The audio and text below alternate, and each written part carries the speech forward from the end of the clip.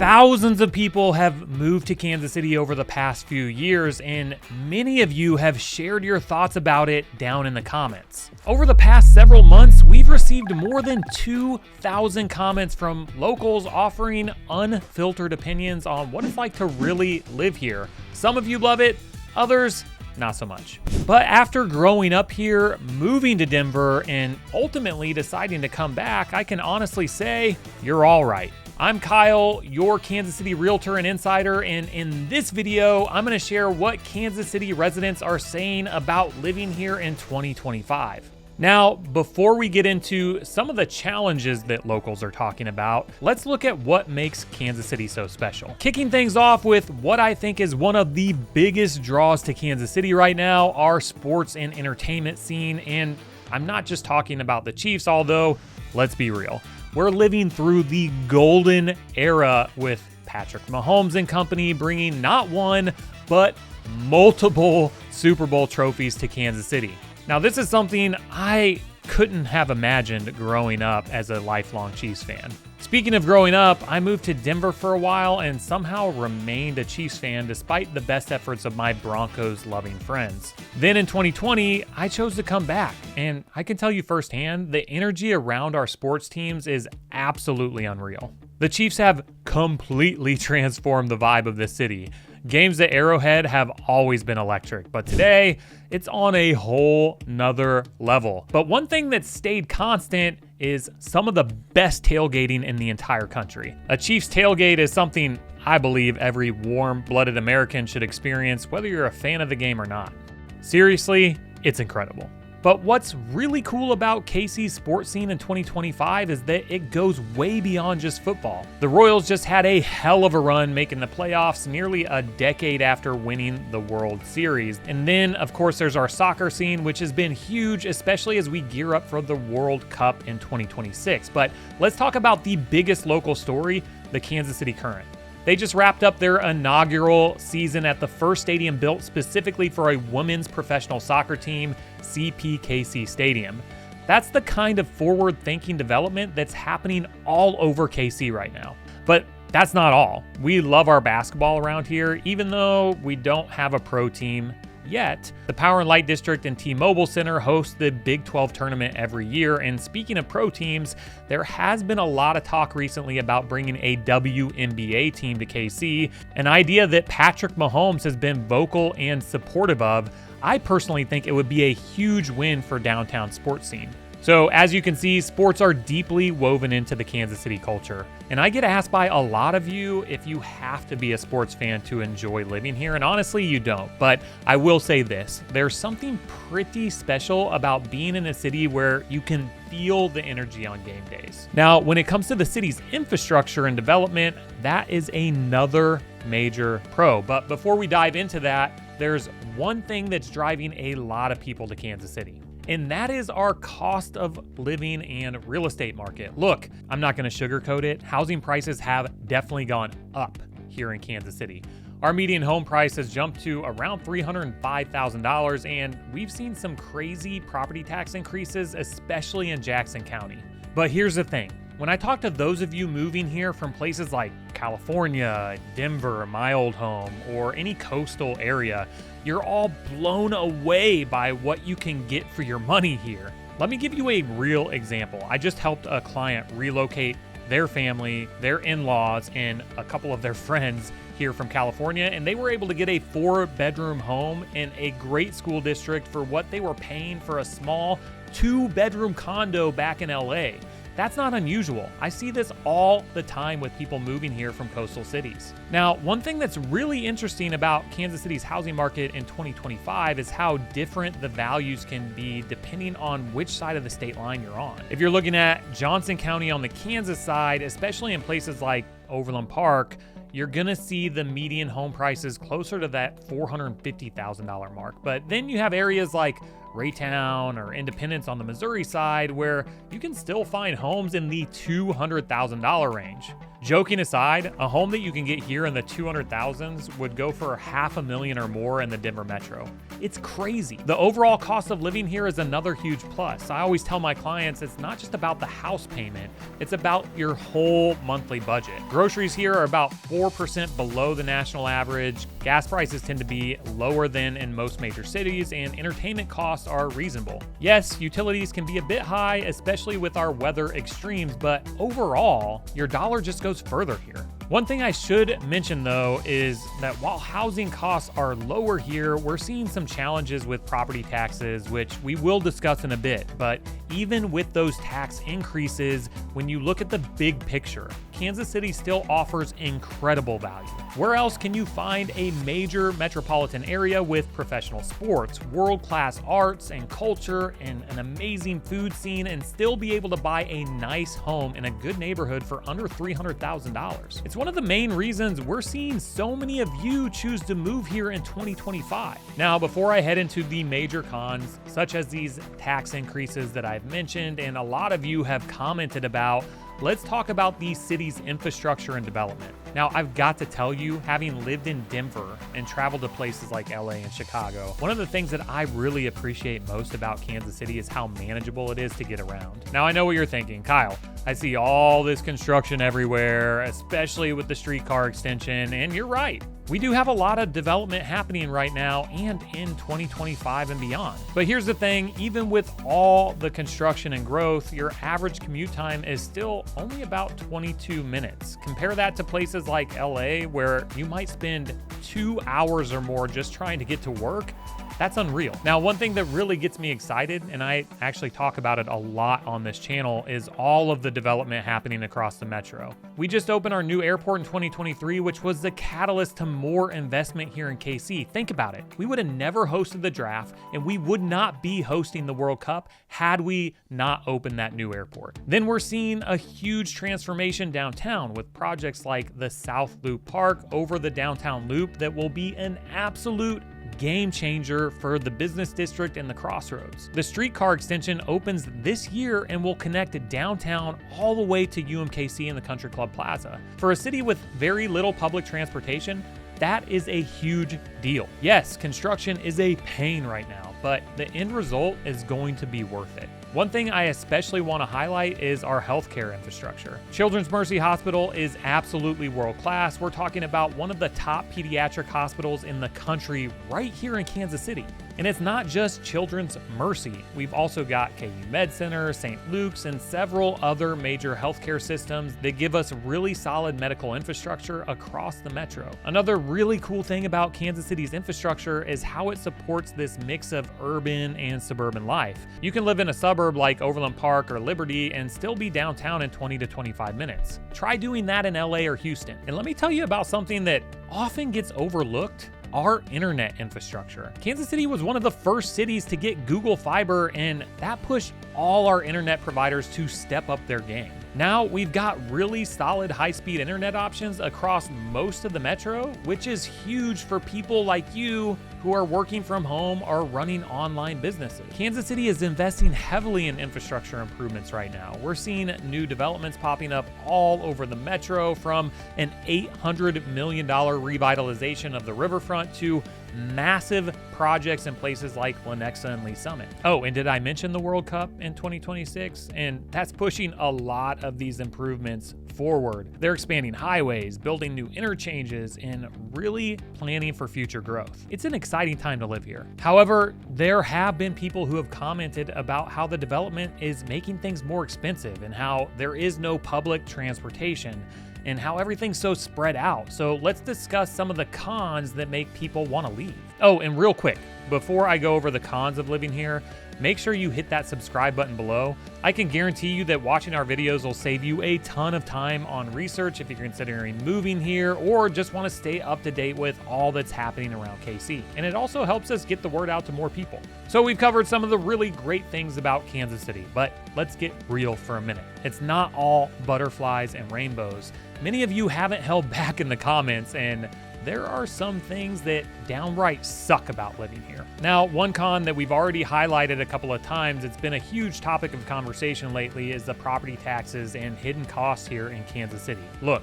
I still maintain that Kansas City is more affordable than a lot of major cities. I mean, I moved back here from Denver where the median home price is pushing $600,000. But there are some financial challenges that you need to be aware of, and the biggest one right now is the property taxes. Personally, my own property taxes jumped 120% in just 2 years, and I'm not alone. This is happening all across Jackson County.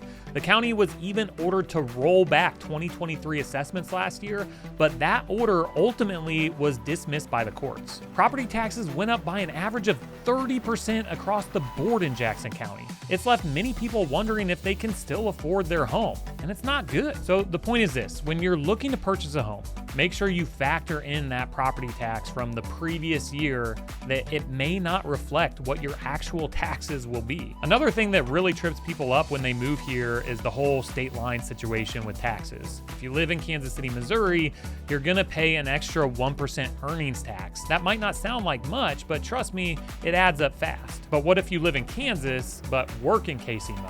Too bad. You still gotta pay if you work or live within the city limits. The tax situation gets even more complicated if you live in one state and work in another. I always tell my clients to really think about this before they decide which side of the state line they want to live on. If you work in Missouri but live in Kansas or vice versa, you're potentially looking at filing taxes in both states. It's not a deal breaker, but it's definitely something you want to plan for. And then there's Johnson County on the Kansas side, which is a different story. No earnings tax here, but you're looking at some of the highest property taxes in the metro. I just helped someone move here from California who was shocked when they saw their tax estimate. Now, the house that they bought here would have cost $1.5 million in California, but we're talking about median tax payments around $3,800 a year in Johnson County, and that's actually on the low side. The trade-off is you get some of the best schools in the metro, but it's definitely something you need to factor into your budget. Another thing that gets mentioned by many of you in the comments is the gentrification, especially in areas like Crossroads and the River Market. I remember when you could get a loft downtown for under $200,000. Oh, the good old days. We're seeing whole neighborhoods transform, and while that's bringing in new amenities and development, it's also driving up costs for longtime residents. Now, I do see a lot of the comments about the cost of living here, and I totally get it. These rising taxes and costs can be frustrating. But the reality is, when you compare Kansas City to many other metro areas, it's still way more affordable. I know it doesn't always feel that way when you're dealing with rising property taxes and costs, but overall, the cost of living here is still much lower than it is in cities like Denver, Chicago, parts of California, Florida, or Texas even, where they have sky-high property taxes. All right, so we've talked about how our infrastructure is a big pro, but let's be real. Every rose has its thorn, and when it comes to transportation, well, let's just say we've got some room for improvement. Starting with our public transportation, or lack thereof. Look, I'm all for the streetcar downtown and the extension up north to the riverfront. It's an awesome project that's going to make a world of difference in Kansas City. It's going to be amazing. But we're still a long way from being able to hop on a train and get across town. The reality is, unless you live or work along that route, you're gonna need a car to get around Kansas City. A bus system exists, but it's not exactly winning any awards for convenience or coverage. And let me talk about something that drives everyone here crazy: our roads. I had a client move here from Chicago recently, and they were shocked by the number of potholes we have, especially after winter and a snow and ice storm. Now, something to note about this is just how sprawled Kansas City, Missouri really is. It spans 314 square miles, which is way bigger than the smaller neighboring cities. Think about it. Overland Park, the third largest city in the metro, is only 76 square miles. That's a lot less infrastructure to maintain. Speaking of sprawl, yeah, it can definitely be an inconvenience. Take me, for example. I live in Waldo, which is pretty close to the plaza, shopping, and restaurants, but even so, I still find myself driving pretty much everywhere. And once you get out into the suburban neighborhoods, well, it gets even worse. You probably need a car just to run a quick errand. This isn't anything like Chicago or New York or even Denver where I lived, where you can hop on a train and get across town.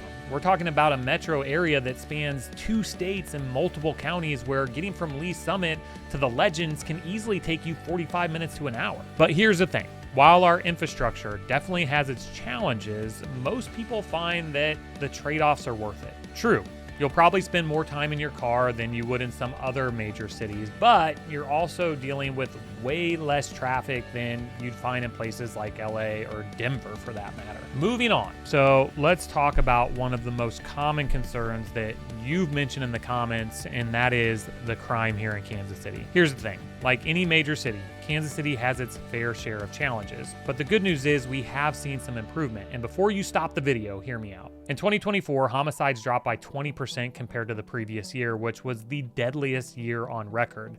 That's the lowest number we've seen since 2019. KCPD has been taking action, including adding a 3rd assault squad to tackle violent crime more effectively, and they're continuing their Save KC plan to lower gun violence. It's all part of the push to make the city safer. But let's be real for a second. Crime is still something people are concerned about and dealing with on a daily basis. I've seen a lot of comments from you about how crime is holding the city back, especially with all the new attractions and development that we have coming. One comment even pointed out how historically crime here has been tied to the city's roots, whether it's the mafia or the Pendergast machine, and how that impacts things today. It is for sure a deep-rooted issue. And I won't sugarcoat it. Property crime is still a problem. Businesses in areas like the River Market and the Crossroads are being broken into on a regular basis, and the businesses are feeling it.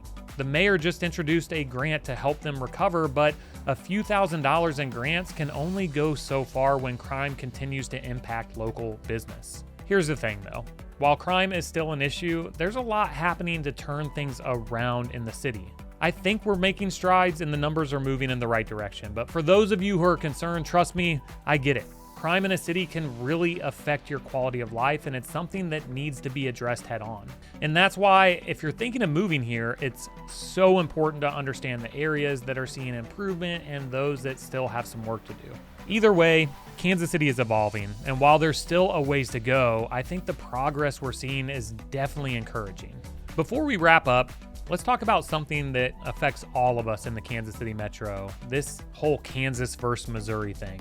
It's a rivalry that's been around for a while, but it's starting to change in some interesting ways. For years, both states were in a race to lure businesses across the state line, offering incentives that didn't really benefit the region as a whole. Actually, more recently, this has been happening with the Chiefs and the Royals, with Kansas trying to poach them over to their side of the state line, but I digress. In 2019, both governors did agree to put a stop to the poaching and focus on regional growth. Since then, economic development efforts have been more collaborative, with both sides recognizing that they depend on each other. For example, nearly a quarter of Missouri's GDP and more than a third of Kansas's comes from the Kansas City metro.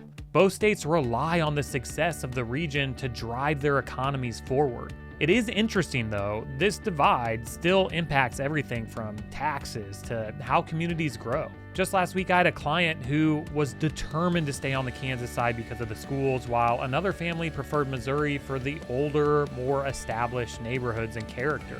Even with all the efforts to work together, the divide is still alive and well, and it's something you'll see when you start looking into where to live. But let's talk about something that's really booming in our region, and that is the development. Suburbs like Overland Park, Lee Summit, and Lenexa are attracting people for their great schools, new homes, and overall quality of life. The suburbs are definitely thriving right now with all that's going on. Still, one thing that impacts both sides of the state line: rising cost. Property taxes are on the rise, and if you're working in Kansas City, Missouri, the 1% earnings tax is definitely something to factor in when choosing where to live. What's exciting though is that Kansas City is evolving, and people are really proud of where the city is heading. Our sports team is thriving, and there's major development happening downtown and in places like the Power and Light District and the Crossroads. Everyone's rallying behind the region, and it's clear we're becoming a city that's not just about state line, but about the Kansas City metro as a whole. Whether you're in Lee Summit or Prairie Village or the Crossroads, the reality is that Kansas City is growing, and while it has its challenges, the future is looking bright for the entire metro. So there you have it, the real story based on your comments about living in Kansas City in 2025. I've lived in other cities and helped hundreds of families move here, and while Kansas City isn't perfect, there's something truly special about what's happening right now. Whether it's the value compared to other cities, our world-class sports scene, or just that unique Kansas City charm, this place has a way of surprising people. My advice, don't just take my word for it. Come visit different neighborhoods, experience a Chiefs game day, try our barbecue, and really get a feel for life here. Every area has its own personality, and finding the right fit is key. The good news is, my team and I can help. We've helped people like you buy, sell, relocate, and invest in Kansas City, and we'd love to show you around and answer any questions you have. Just shoot us an email at info@movingtokc.net. Now, before you go, check out this next video right here. It's a complete guide to all the major developments that you need to know about coming to the Kansas City Metro, and you're not going to want to miss it. Thanks for watching, and we'll see you on the next video.